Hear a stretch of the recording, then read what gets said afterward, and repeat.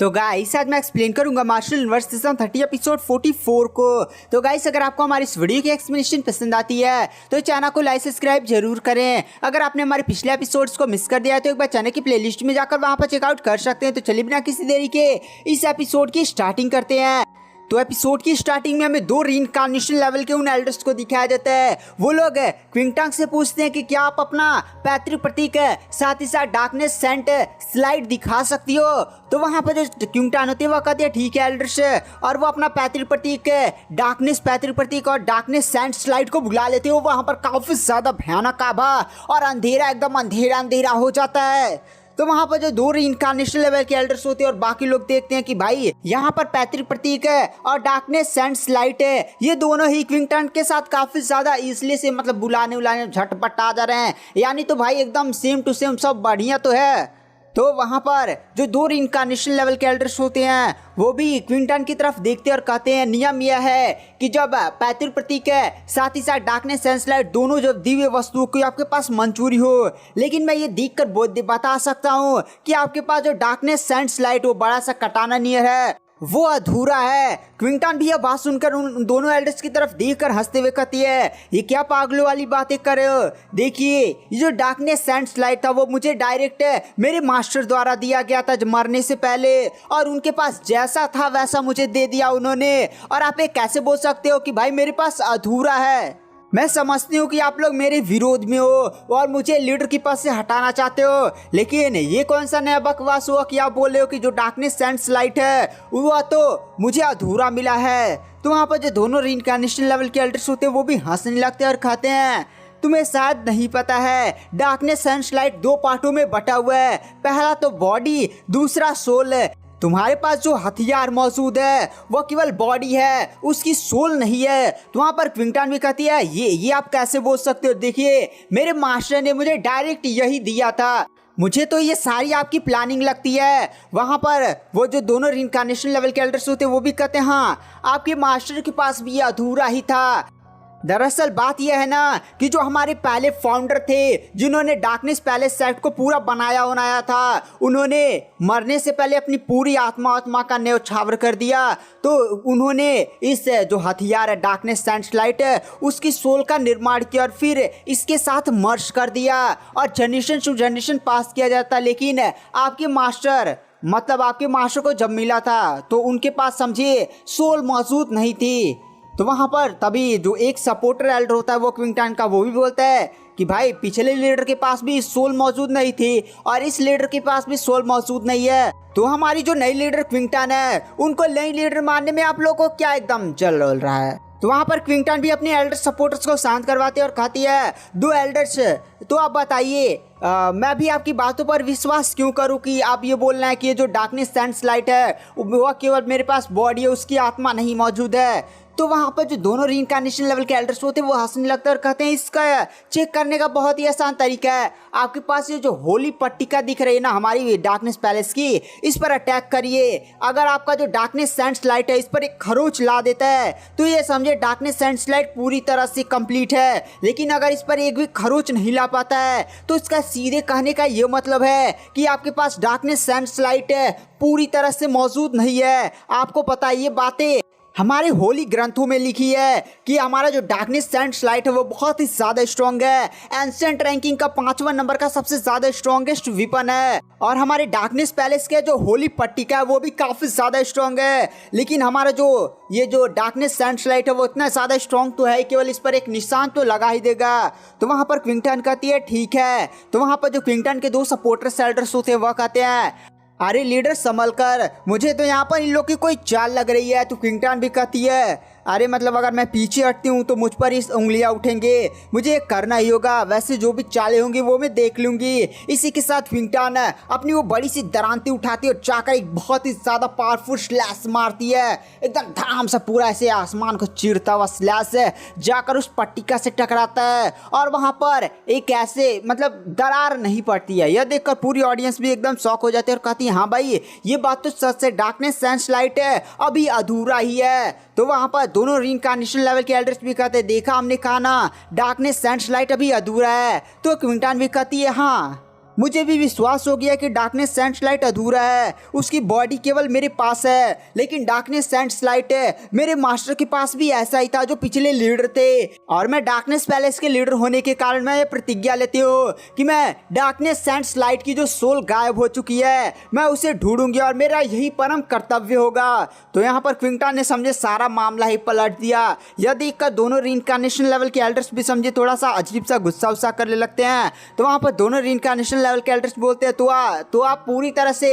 Set की leader नहीं हुई। तो क्विंटन कहती है बट ऐसा तो है नहीं कि मैं पूरी तरह से लीडर नहीं रही, मुझे प्रीवियस सेट लीडर का समर्थन प्राप्त था और प्रीवियस सेट लीडर के पास भी ये जो डार्कनेस सैंडस्लाइट है उसकी आत्मा मौजूद नहीं थी। तो मैं कहां से लाऊं भाई इसकी आत्मा ढूंढकर। हाँ मैं अपनी पूरी कोशिश करूंगी, मेरे जीवन का एकदम परम कर्तव्य होगा इसी को ढूंढना। तो जो दोनों रीइंकार्नेशन लेवल के एल्डर्स थे वो आसमान में उठते अपनी भयानक पावर को एकदम अनलिस्ट करते हैं और क्विंटन पर दबाव बनाने की कोशिश करते हुए कहते हैं तो आप डार्कनेस पैलेस के लीडर नहीं है अभी। तो वहां पर क्विंटन कहती है आपके हाव भाव को देखकर ऐसा लगता है कि आप मेरे खिलाफ जाकर मेरा विरोध करने वाले हैं। डार्कनेस पैलेस का नियम है कि अगर आप विरोध करते हैं डार्कनेस पैलेस के लीडर का बिना फालतू की वजह से तो आपको मौत की भी सज़ा सुनाई जा सकती है। और एक बात मत भूलिए कि मेरे पास डार्कनेस पैतृक प्रतीक भी है। आप दोनों रीइंकार्नेशन लेवल के कल्टीवेटर हुए तो क्या अगर मैंने डार्कनेस पैतृक प्रतीक का यूज़ किया तो आप लोग को भी ऐसी की वैसी हो सकती है। और भयानक एकदम भयानक आवाज़ फैल जाता है और क्विंटन के माथे पर ऐसे डार्कनेस पैतृक प्रतीक दिखाई देता है। तो वहाँ पर जो दोनों एल्डर्स होते हैं रीइंकार्नेशन लेवल के वो भी थोड़ा सा सोचने लगते हैं क्योंकि वो लोग भी जानते थे कि डार्कनेस पैतृक प्रतीक कितना ज़्यादा भयानक है। और वो लोग क्विंटन से बोलते हैं देखिए सेट लीडर आप हमारी केवल एक शर्त मान लीजिए, उसके बाद हम भी आपको डार्कनेस पैलेस का नया सेट लीडर स्वीकार कर लेंगे और आपके विरोध में कोई भी खड़ा नहीं रहेगा और जो भी विरोध करेगा हम उसको निपटा देंगे। तो वहाँ पर क्विंटन भी बताइए आपकी वो कौन सी शर्त है। तो वहाँ पर दोनों रीइंकार्नेशन लेवल में से एक एल्डर बोलता है दरअसल मेरा एक पोता है जो डार्कनेस पैलेस में पढ़ता आप तो जानते होंगे और वो आपसे प्यार करता है तो आप उससे शादी कर लीजिए। तो वहाँ पर वो पोता भी बाहर निकलता है और कहता है क्विंटन जी मैं भी आपसे प्यार करता हूँ, ऐसे वैसे लाइन बोलता है। तो वहाँ पर दोनों एल्डर्स भी बोलते हैं अगर आप इनसे शादी कर लेती हो तो समझिए हमारा भी सपोर्टर्स आपके साथ हो जाएगा। तो वहाँ पर डार्कनेस पैलेस का जो फर्स्ट एल्डर होता है जो ये सारा कांड करवा रहा होता है क्योंकि वो भी जानता था क्विंटन को पद से हटा देगा तो वही नया लीडर बनेगा, क्योंकि ये दोनों एल्डर्स जो रीइंकार्नेशन लेवल तक पहुंच चुके हैं वो कल्टीवेशन करने के लिए फिर से एकांतवास में चले जाएंगे तो लोग लीडर तो बनेंगे नहीं। तो वो भी हिल जाता है कि भाई मैंने तुम लोग को बुलाया था, तुम लोग ये क्या कर रहे हो, अपना फ़ायदा जोड़े हो। तो वहाँ पर दोनों एल्डर्स भी फर्स्ट एल्डर को घूर कर देखते हैं। वहाँ पर जो क्विंटन होती है सारे लोग उसी की तरफ देख रहे होते हैं। क्विंटन सीधे मुंह पर मना कर देती है और कहती है आप लोग मुझ पर दबाव डालने की कोशिश करें और तुरंत वो डार्कनेस पैलेस की डार्कनेस जजमेंट आर्मी को अपने चारों तरफ बुला लेती है और कहती है यहाँ पर जो भी लीडर के खिलाफ जाता है उस पर दबाव डालने की कोशिश करता है कि ऐसा वैसा करे उसे क्या सज़ा मिलनी चाहिए। तो वहाँ पर डार्कनेस जजमेंट आर्मी बोलती है उसे सीधे मौत की सज़ा सुनाई जानी चाहिए। तो वहाँ पर क्विंटन भी तुरंत अपने भयानक पैतृक प्रतीक की पावर्स को शमन कर लेती है।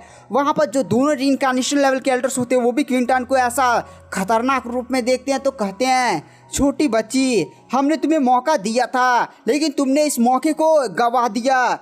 तुम्हें क्या लगता है कि तुम्हारे पास पैतृक प्रतीक की पावर है तो तुम हमें दबा सकती हो। और क्विंटन की जो भयानक आवाज़ दोनों एल्डर्स पर दबा डाली होती है वो लोग भी अपने रीइंकार्नेशन लेवल की पावर्स को एकदम शो करते हैं। क्विंटन की पावर्स और उनकी पावर्स आपस में टकराती है धाड़ धाड़।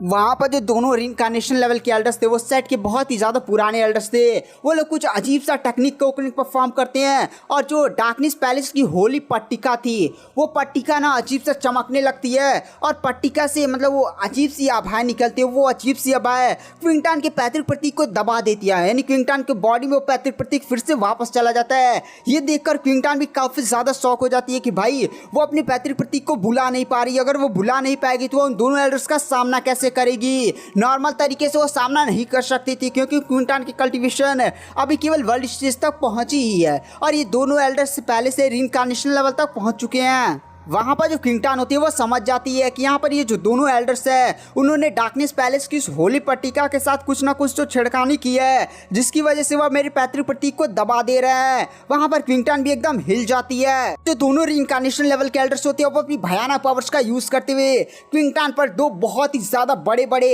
हाथ आसमान में बनाते हैं। आसमान को चिरता हुआ सीधे हाथ है किंगटन की तरफ बढ़ने लगता है। किंगटन भी अपनी पावर्स का यूज करके उस हाथ को रोकने की कोशिश करते हैं, लेकिन वो हाथ एकदम टूट जाता है। किंगटन के सपोर्टर सेल्टर्स भी आते हैं रोकने के लिए, लेकिन वो लोग भी कुछ नहीं कर पाते धाम से, क्योंकि दोनों एल्डर रीइंकार्नेशन लेवल के थे। तभी अचानक से पूरा आसमान एकदम बिजली उजली से चमकने लगता है और आसमान को चीरता हुआ एक सीधे बिजली ड्रैगन सीधे किंगटन को जो दोनों हाथ लगने वाले थे उससे आकर टकराता है और वहां पर एक काफी ज्यादा बड़ा धमाका होता है। और वो जो बिजली का बना हुआ ड्रैगन था वो दोनों रीइंकार्नेशन लेवल के एल्डर्स के अटैक को तोड़ता ही है और वो अटैक खत्म भी नहीं होता, मतलब वो ड्रैगन अभी खत्म नहीं होता और सीधे जाकर दोनों रीइंकार्नेशन लेवल के एल्डर्स से टकराता धाम से।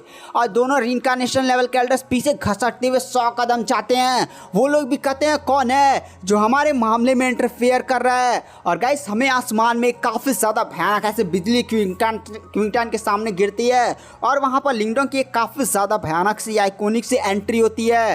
वहाँ पर जो किंगटन होती है वो अपने सामने उस बंदे को देखती है और काफ़ी ज़्यादा भावुक हो जाती है, क्योंकि वो और नहीं कोई बल्कि लिंगडोंग होता है। किंगटन सीधे जाकर अपने भाई से गले लग जाती है, क्योंकि उसने 3-4 साल पहले नहीं वो मिले थे, जहाँ पर लिंगडोंग काफ़ी ज़्यादा घायल था। किसी को आइडिया नहीं था कि भाई लिंगडोंग मर चुका है, क्या हो चुका है उसके साथ है। तब से किंगटन ने काफ़ी ज़्यादा हार्ड ट्रेनिंग की, इतना ज़्यादा ट्रेनिंग किया, इतने ज़्यादा कष्टों को सहा केवल लिंगडोंग के लिए वो स्ट्रांग होना चाहती थी, ताकि उसके भाई के साथ जितने लोगों ने अंट किया उसको एकदम जाकर वो पीट पाट दे और बदला लेना चाहती थी। और अपने भाई को आज अपने सामने देखकर एकदम बहुत ही ज्यादा किंगटन भावुक हो जाती है, सीधे जाकर गले लग जाती है और भोकर कर रोने लगती है। तो वहाँ पर जो लिंगडोंग होता है वो भी किंगटन को शांत कराता और कहता है किंगटन शांत हो जाओ, मैं आ चुका हूँ तुम्हें ले जाने के लिए। साथ ही साथ है यहाँ पर जो भी मामला चल रहा है उसको भी निपटा देता हूँ। और यहाँ पर मेरी बहन को कौन परेशान कर रहा है, ये दोनों बूढ़े एल्डर्स ना, इनको तो ऐसी की तैसी अभी कर दूंगा।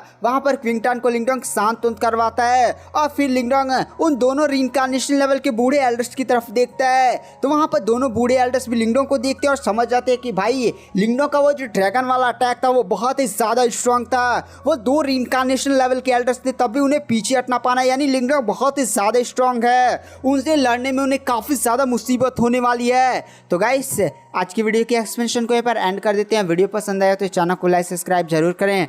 मैं नेक्स्ट एपिसोड जल्दी अपने चैनल पर डाल दूंगा। Thank you, bye bye.